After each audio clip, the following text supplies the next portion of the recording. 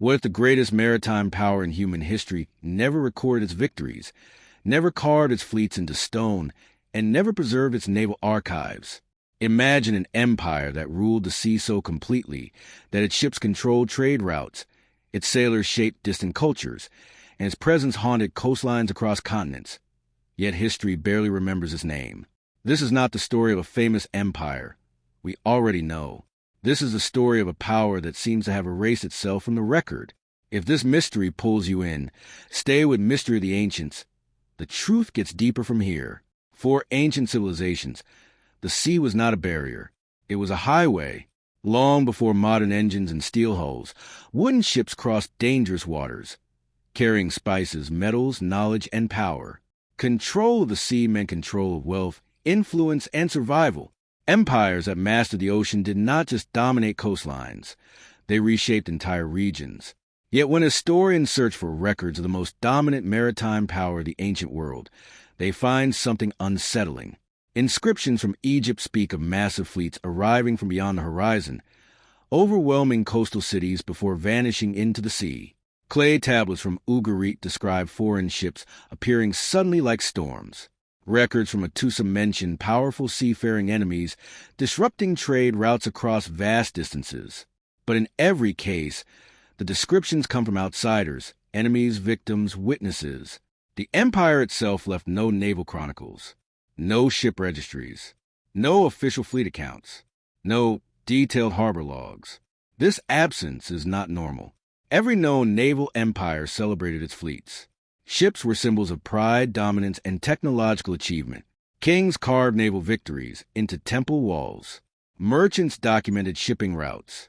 Even small kingdoms kept port records to track trade and taxes. So why would the greatest sea power of its time leave nothing behind? One possibility is that the civilization relied on oral tradition rather than written records. Their knowledge of navigation, currents, stars, and winds may have been passed from sailor to sailor, generation to generation. If their cities fell or their population scattered, that knowledge would vanish with them. The sea keeps no archives. When a harbor sinks beneath rising waters or collapses into ruin, its stories are swallowed by the waves. But there is another, darker possibility. Some historians believe the records once existed but were deliberately destroyed. Knowledge of sea routes was power. To erase those records was to erase the blueprint of empire. If rivals could not copy ship designs, navigation methods, or hidden harbors, they could not challenge dominance.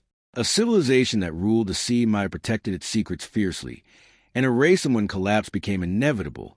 Archaeology offers strange hints. Identical styles of anchors have been found thousands of kilometers apart. Pottery fragments matching the same designs appear on coastlines separated by vast distances. Certain shipbuilding techniques appear suddenly in different cultures, as if taught by a common source that then vanished. These patterns suggest a powerful maritime network once connected distant ports, spreading technology and influence across regions that supposedly had no contact. If such an empire existed, its reach may have stretched far beyond what ancient history acknowledges. Trade routes may have linked Africa, the Near East, and distant islands long before officially recorded voyages. Cultural similarities between coastal settlements hint at shared influences that cannot be explained by chance alone. Languages share nautical terms that appear older than the civilizations that recorded them. It is as if echoes of forgotten sea powers still ripple through human history. The ocean itself may be the greatest accomplice in this disappearance. Sea levels have risen and fallen dramatically over thousands of years. Entire coastal cities now lie submerged beneath layers of sand and silt. Ancient ports that once bustled with fleets may be resting silently on the seafloor, their docks broken, their warehouses buried, their records dissolved by salt water. Unlike desert ruins, underwater cities are rarely preserved in ways we can easily access. Stay with Mystery of the Ancients. What lies beneath the waves may change how we see the ancient world. As underwater archaeology advances, diverse and sonar scans reveal structures that resemble artificial harbors and submerged settlements. Stone blocks align like docks, foundations that suggest organized port cities. But without inscriptions, these sites remain nameless ghosts. We see the architecture of maritime power, but not the name of the empire that built it. Legends may offer distorted memories of this lost sea empire. Stories of powerful sea raiders, of fleets that darken the horizon, of traders who arrive from nowhere and vanish again, appear in myths across cultures. These tales are often dismissed as exaggerations or symbolic stories. But myths often preserve kernels of historical truth. When multiple civilizations tell similar stories of mysterious seafaring powers, it raises uncomfortable questions about what has been forgotten. Some researchers connect this lost empire to the Sea Peoples, a confederation of seafaring groups that appeared suddenly in the ancient Mediterranean and shattered powerful states. Others believe the truth is more complex, that the Sea Peoples were only one fragment of a much larger maritime network that once dominated the oceans. Perhaps what history remembers as scattered raiders were the remnants of a collapsed naval civilization, its power fragmented, its identity erased. The deeper historians look, the more unsettling the pattern becomes. Evidence of advanced navigation methods appears long before known instruments existed. Knowledge of distant coastlines appears in places that supposedly had no contact with those lands. Maritime trade seems to have been more extensive than official histories admit. And yet, the central power behind these networks remains invisible. This invisibility may not be an accident. History is often written by those who survive and build monuments. A civilization that ruled through movement, through ships rather than stone cities, may leave fewer lasting marks on land. When its fleets are gone and its ports submerged, it leaves behind a gap, a silence in the record. That silence is the greatest clue of all. If you think the ocean is hiding an empire, follow Mystery of the Ancients. The next part reveals where this lost naval power may have hidden its harbors and how entire cities could have vanished beneath the sea. The idea that entire ports and naval cities could vanish beneath the ocean is not fantasy. It is geological reality. Over thousands of years, coastlines shift, tectonic plates move, and sea levels rise and fall. What was once dry land becomes seabed. What was once a bustling harbor becomes a silent ruin beneath waves. If a sea empire depended on coastal infrastructure more than inland cities, its physical footprint would be uniquely vulnerable to erasure. If this mystery grips you, stay with Mystery of the Ancients. What we're about to uncover lies beneath the surface. During the last major ice age, sea levels were dramatically lower. Vast coastal plains existed where today there is open ocean. When the ice melted, rising seas swallowed these lands. Any cities, shipyards, or trading hubs built along ancient shorelines would have been drowned. The deeper the sea, the more difficult it becomes to find and preserve evidence of what once stood there. The ocean is not kind to wood, parchment, or clay tablets. Salt water dissolves ink, rots hulls, and scatters fragile materials. Even stone structures erode, collapse, and become reefs. Underwater discoveries hint at how much has been lost. Off the coast of Dvarka, sonar scans and dives have revealed structures resembling walls, foundations, and harbor-like formations.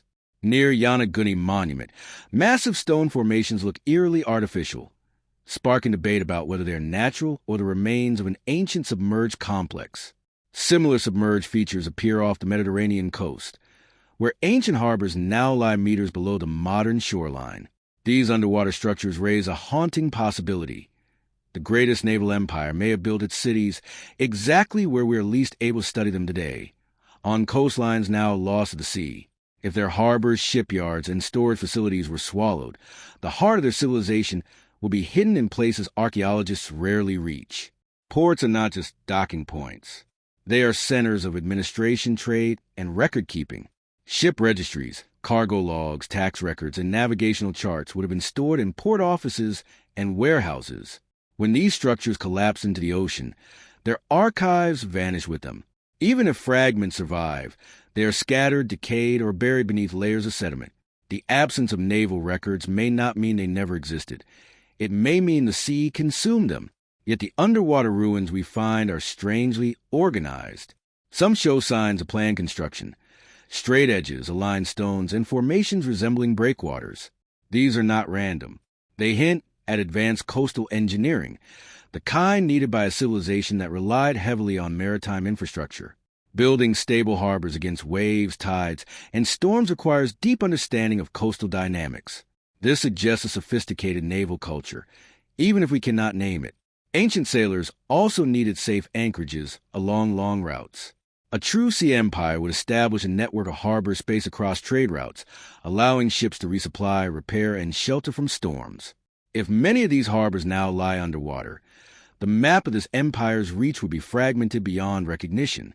We would see isolated ruins without understanding the network they once formed. The loss of these hubs would also explain why this empire seems to appear only in the records of others. Foreign chroniclers wrote about encounters with powerful fleets because those encounters happened on their shores, on land that remained above water. The empire's own centers of power, by contrast, may have been coastal and are now submerged. History preserves what remains on land, not what sinks beneath the sea. Another unsettling clue comes from ancient ship technology. Certain hull designs and construction methods appear suddenly in different regions without clear lines of development. This suggests the spread of maritime knowledge from a centralized source. Shipbuilding is complex. Techniques evolve over time. Sudden leaps in design hint at outside influence. A dominant sea empire could have shared or imposed its technology across trading partners and subject ports, leaving behind traces of its expertise even after its own centers vanished. There's also the matter of underwater cargoes. Shipwrecks scattered across the seafloor carry goods from distant lands. Metals, ceramics, and exotic materials. These wrecks suggest trade networks that were wider and more organized than traditional histories admit. Some routes appear too efficient to be accidental. They hint at systematic maritime control, the kind imposed by a dominant naval power, ensuring safe passage, standardized routes, and reliable supply chains. If this empire's cities were coastal and its archives stored near the sea, then its disappearance is not mysterious at all. It is tragic but logical. The ocean erased its footprint. What remains are whispers, artifacts in foreign lands, strange similarities in shipbuilding, and stories recorded by those who watched its fleets appear and disappear. Stay with Mystery of the Ancients, because the next part reveals how this lost sea empire may have controlled global trade routes and reshaped ancient economies, without leaving a single official record behind.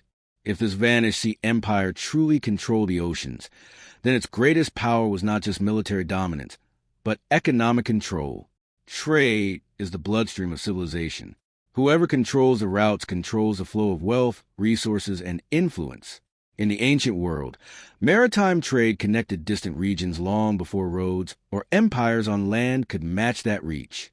A naval superpower would not need to conquer cities to dominate them. It could simply control the sea lanes that fed them. If you're still with Mystery of the Ancients, you're starting to see how deep this mystery goes. Ancient trade networks stretched across continents. Copper from Cyprus appears in distant lands. Tin, essential for making bronze, traveled from unknown sources to civilizations that had no local supply. Spices and luxury goods move along sea routes that connected the eastern Mediterranean, North Africa, and beyond. These networks required more than brave sailors.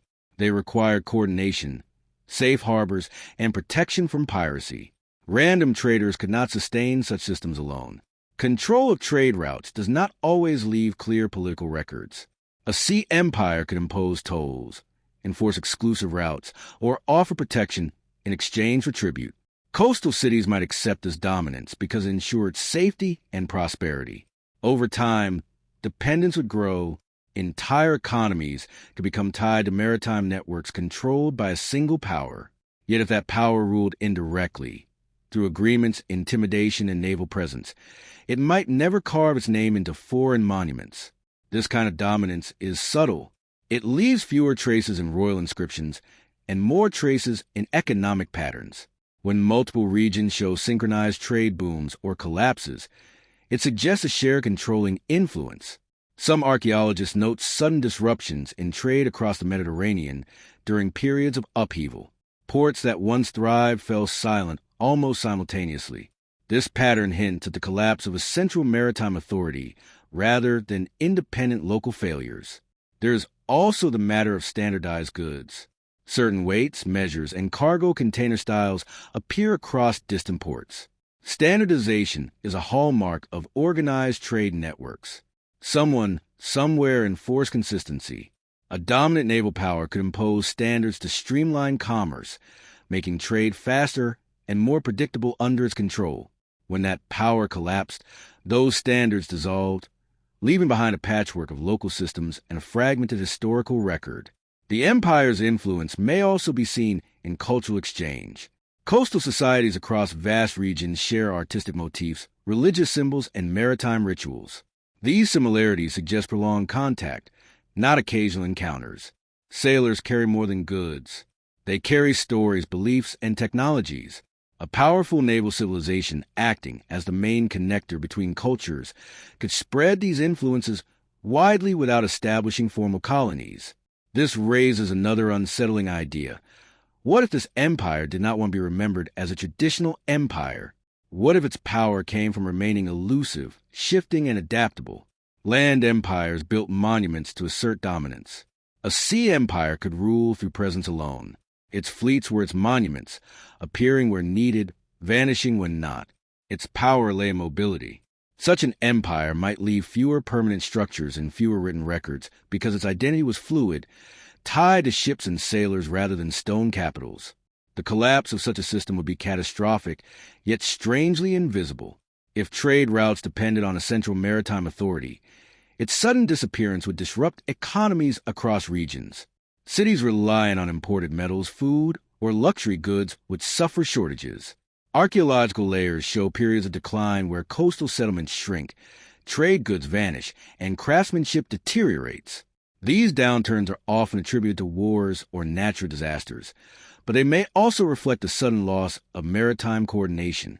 When the sea empire fell, rival powers may have rushed to fill the vacuum, but rebuilding trade networks takes time. Knowledge of routes, currents, safe harbors, and seasonal winds would have been lost with experienced sailors. This could explain why some maritime capabilities seem to regress in the historical record, only to reemerge centuries later. The expertise was not gradually improved. It was lost and relearned.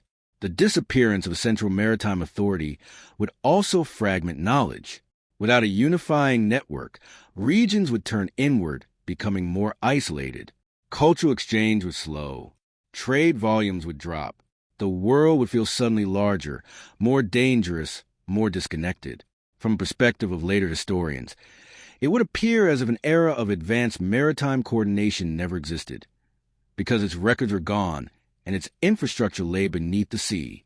Stay with mystery of the ancients, because the next part dives into the possibility that this lost empire mastered navigation in ways we are only beginning to understand, using knowledge of winds, currents, and stars that rivaled much later civilizations.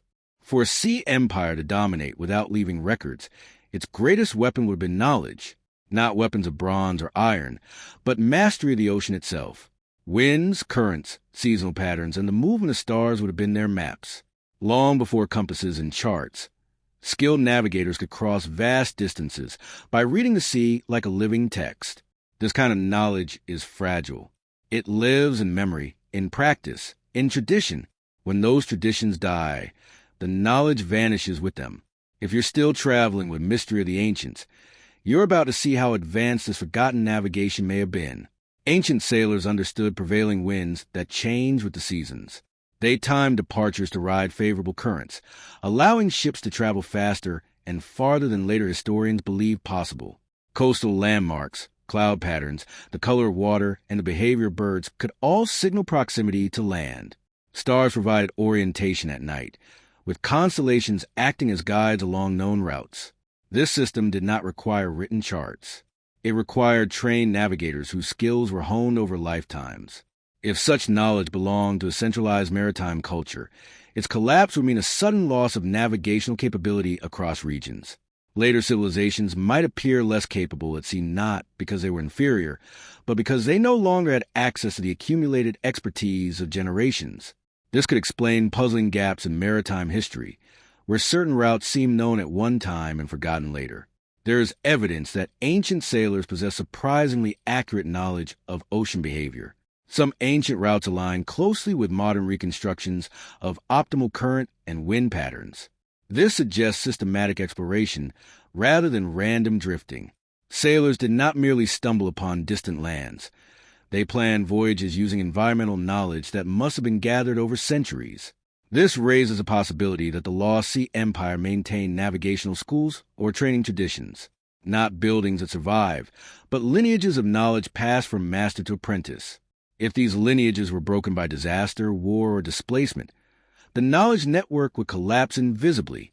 There would be no libraries to burn, no inscriptions to deface, only the silence of routes no longer sailed. Another clue lies in the uncanny precision of some ancient coastal maps drawn by later cultures. These maps sometimes depict shorelines with a level of accuracy that seems to exceed the tools officially available at the time. This suggests that later mapmakers inherited older geographic knowledge, copying fragments of charts whose origins they no longer understood.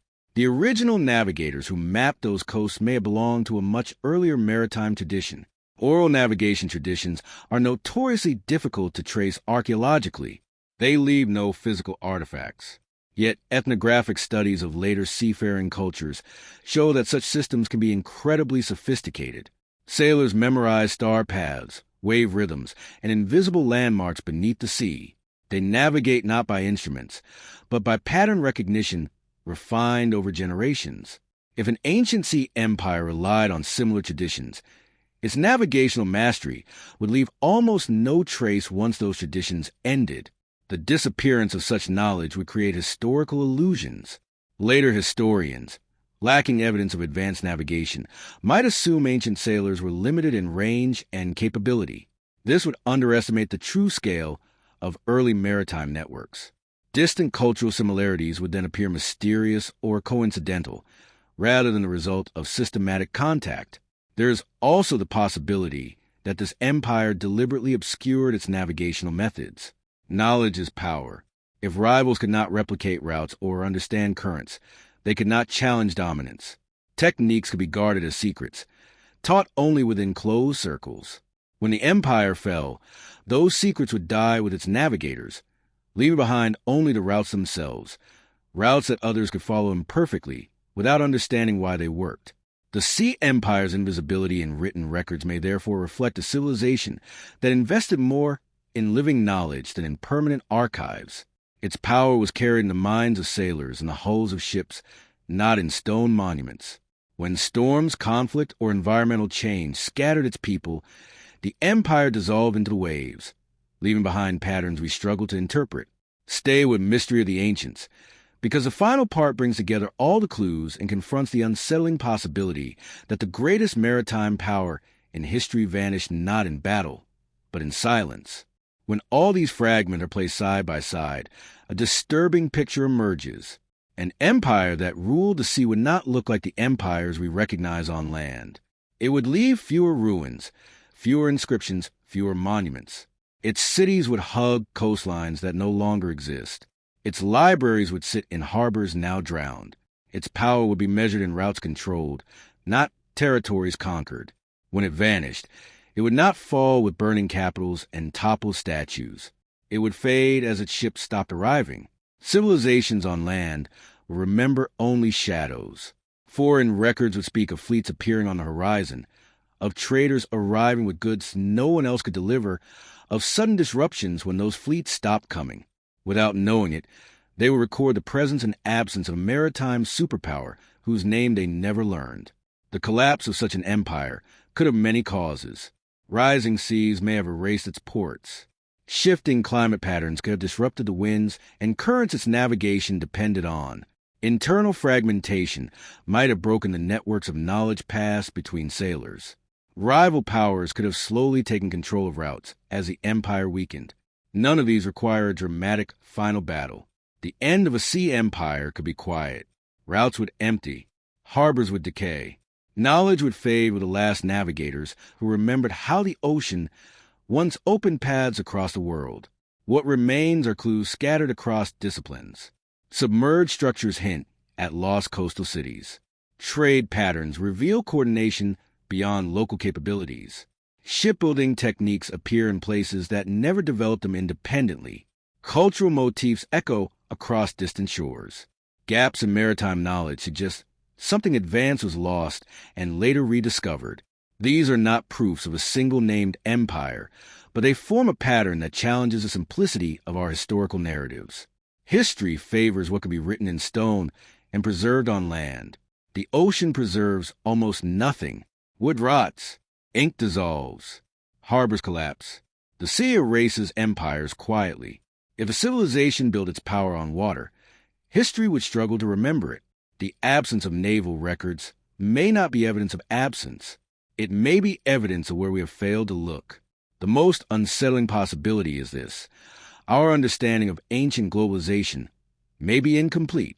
Long before modern empires and global trade routes, the world may have already been connected by a maritime network we no longer recognize. The sea may have carried ideas, technologies, and people across distances we assume were impossible. When that network vanished, the world became smaller again, fragmented into regional histories that forgot their earlier connections. This does not mean we can name this lost sea empire or point to a single culture and declare it the ruler of the oceans. It means we should remain open to the possibility that history's greatest powers do not always leave the greatest ruins. Some leave only patterns, absences, and questions. If the story changed the way you see the ancient world, follow Mystery of the Ancients.